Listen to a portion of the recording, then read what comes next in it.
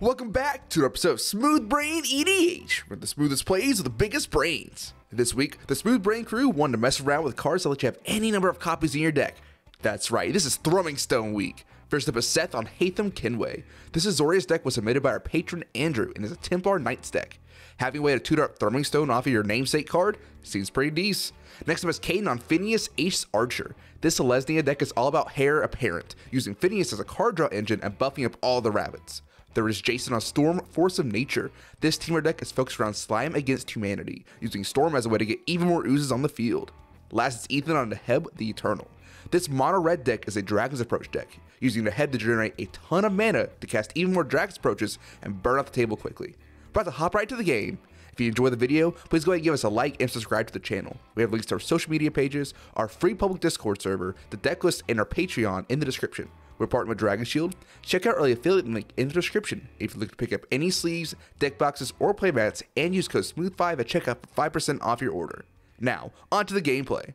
Looks like Seth wins the die roll. He'll start off with the Plains and cast Reconnaissance, then pass to Caden, who plays a tapped Prairie Stream, and then he'll pass the turn to Jason. Jason plays Commercial District and will surveil Arcane Bombardment to the graveyard. The turn is passed to Ethan, who just plays a Mountain and passes.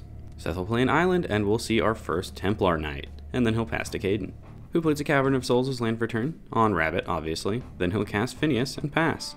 Jason plays a Rejuvenating Springs and casts Emerald Medallion and passes to Ethan, who just says Mountain go again. Now on Seth's turn, he'll cast an Azorius Signet, then he'll move to combat and swing for 3 at Jason. Then the turn is passed to Caden, where he'll play a basic Forest, then cast Patchwork Banner on Rabbit, then he'll move to combat and swing for 3 Commander at Ethan. Then the turn is passed to Jason, where we'll see our first Slime Against Humanity resolve. And then the turn is passed to Ethan. We're going to see a bit of 2-land hand punishing today. Anyways, Ethan will play a Mountain, then cast Seize the Spoils, discarding Dragon's Approach. So he'll draw 2 and make a treasure. And then the turn is passed to Seth, who misses another land drop. But he's got another Templar Knight.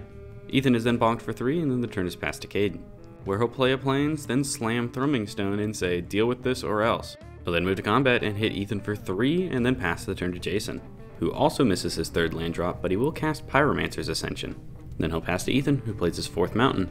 Then he'll cast Chandra, Torch of Defiance. He upticks her for red mana and uses that mana for an Arcane Signet. Then the turn is passed to Seth, who finds that 3rd land drop in Prairie Stream. He'll then cast Marshal of Zalfir and then move to combat. 8 is swung over at Caden, who just takes it. And then the turn is passed to Caden, and he will immediately drop Heir Apparent, Thrumming Stone trigger. Ripple 4, so off the top 4 cards of his library, there are 2 more Heir Apparents, which puts 2 more Thrumming Stone triggers on the stack. Alright, he'll resolve the next one, which reveals 3 more Heir Apparents. Okay, this is going to take a while. I'm just going to skip ahead and let you know how many Heir Apparents he gets off of this. 32. Same as his life total. He gets 32 Heir Apparents. There's a few ETB triggers. Okay, so resolving these one at a time, the first one hits, then for each one after that, he gets 1 more Rabbit token. Thank you, Jason, for saving us a little time. 496 Heir Apparent tokens are made. There's only 2 Heir Apparents left in his entire deck or hand. Well, guess what? They're in his hand. He'll cast both, decline the Ripple triggers, and go up to 561 Rabbits. Caden will then move to combat and hit Ethan for 3 more Commander. All of his Rabbits get 1/1 counters, and he'll draw a card. We're gonna put a counter on the Thrumming Stone to represent those 1/1 counters. Anyways, the turn is passed to Jason. Hey, we're making land drops now. He's got his Carplution Forest. And then he'll cast Slime Against Humanity to get another ooze, and his Pyromancer's Ascension gets a counter. The turn is then passed to Ethan, and he'll start off by upticking Chandra for 2 red mana. He'll then cast Neheb, and then he'll cast Dragon's Approach, so all of his opponents take 3 damage. Ethan will then move to his post-combat main phase, and he'll float 9 red mana. He'll use 3 of it to cast a Wheel of Fortune, so everyone discards their hand and draws 7 cards. The only discards that might matter are 2 Dragon's Approaches from Ethan and 3 Slimes from Jason. Ethan will then cast another Dragon's Approach, and there are 4 in his graveyard, so he's able to exile it and the 4 in his graveyard to tutor a dragon. He doesn't have many options, so he goes and grabs Null Spine Dragon, so he'll discard his hand and draw 9. And look at that, in his hand is 4 more Dragon's Approaches, which go to the graveyard. He'll then play a Mountain as land for turn, and then he'll cast Sundering Eruption, targeting Caden's Restless Land. It's destroyed, and Caden gets a basic Plains, and then the turn is passed to Seth. He'll play an Island, and then cast another Templar Knight. That's a bad sign for the rest of the table, because then he'll just pass to the person with almost 600 creatures, who will just turn things sideways, and yeah, that's the game. Congratulations to Caden and Finneas. Luckily we got a game too, so stay tuned. Alright, that was a really interesting Thrumming Stone game. I hope that's not how the next game goes, but we'll see. Anyways, I'm going to start talking slow so that you can see the hands going into the next game. Alright, I'm bored, let's go. Alright, and it looks like Ethan wins the die roll. He'll play a mountain and cast a Soul Ring, and then pass. Seth says Island go, and Kate will play Temple of Plenty and scry one to the bottom.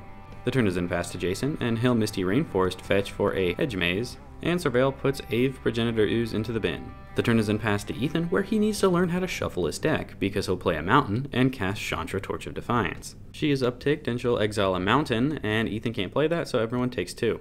We'll go to Seth's turn now, where he'll play Plains and cast Templar Knight and pass to Caden, who starts off with Secluded Courtyard on Rabbit, and then we'll see Finneas hit the field, and then the turn is passed to Jason, where he'll play Training Center and cast Farseek.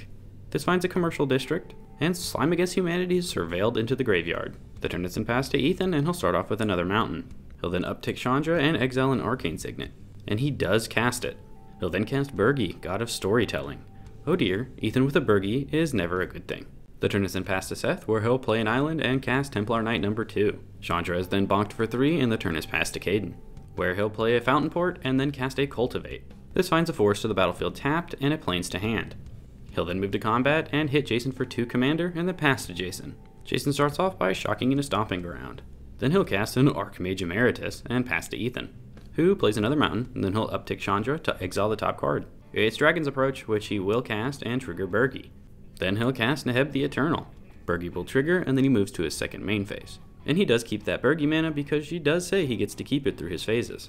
Anyways, continuing on, Ethan will float 9 mana off Neheb and then use 3 of it to cast another Dragon's Approach. There's another Burgi trigger, and then what? He'll cast another Dragon's Approach, and there's another Burgi trigger. And he's burnt all of his resources, so he'll pass the turn to Seth. And Seth will start off with a Deserted Beaches lane for turn. He'll then cast Haytham Kenway, and on ETB, Haytham will exile both Caden and Jason's creatures and Ethan's Neheb. Seth will then move to combat and swing 2 5/3s over at Chandra, and she is obliterated. Then the turn is passed to Caden. He'll play a Cavern of Souls on Wabbit. Then he'll cast a Heir Apparent. Nothing happens. Then he'll cast a Heir Apparent. Something happens. He gets a token. Then the turn is passed to Jason. He'll start off with a mountain, and then he'll cast Storm. And then he'll pass to Ethan, who unfortunately will just play a mountain and pass to Seth. Seth will start off with another Plains.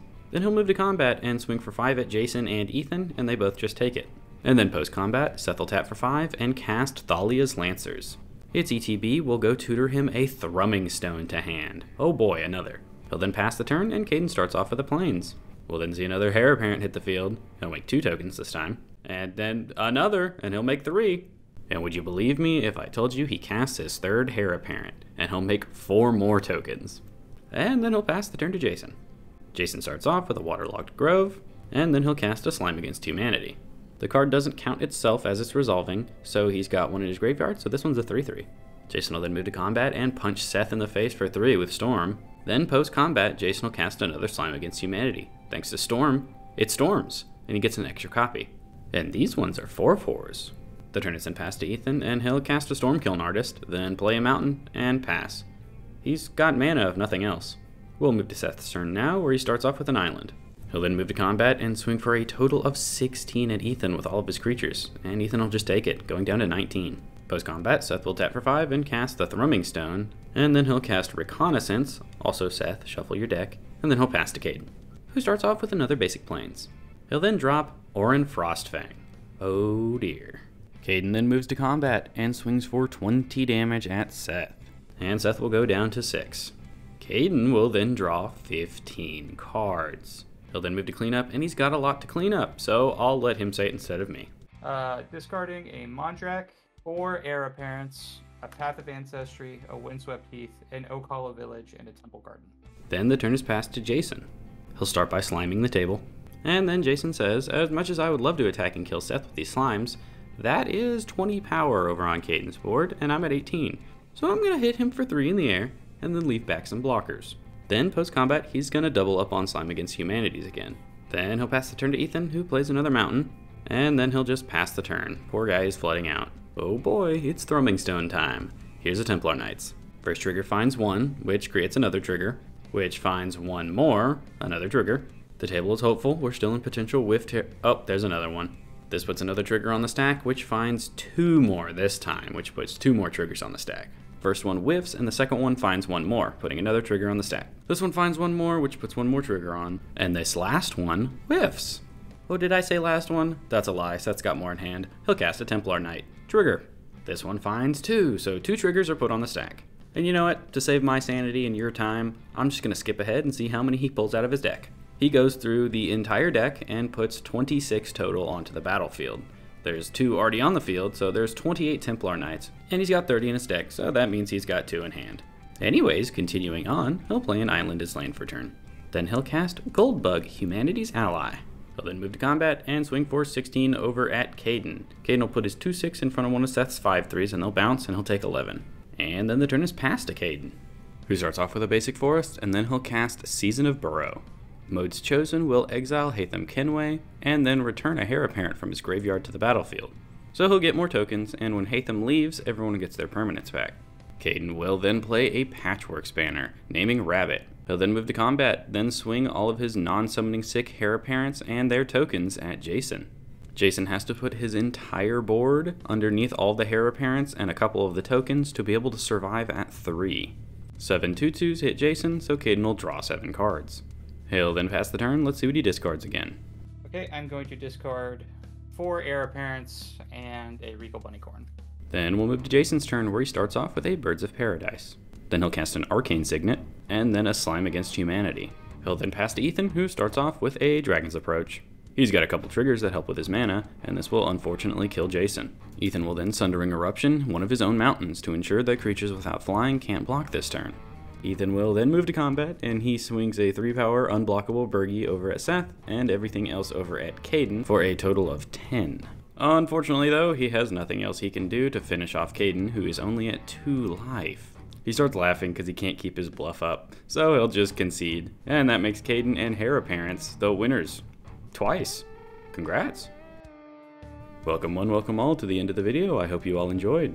I always personally found these goofy decks with any number of cards to be extremely fun to play, especially when you get a Thrumming Stone out 2 games in a row. Surprisingly though, Thrumming Stone did not win Seth the game on game 2. Anyways, let us know what you guys thought of the game down in the comments below, and while you're down there, don't forget to like and subscribe if you haven't already. But that's enough out of me. I hope you all have a smooth day.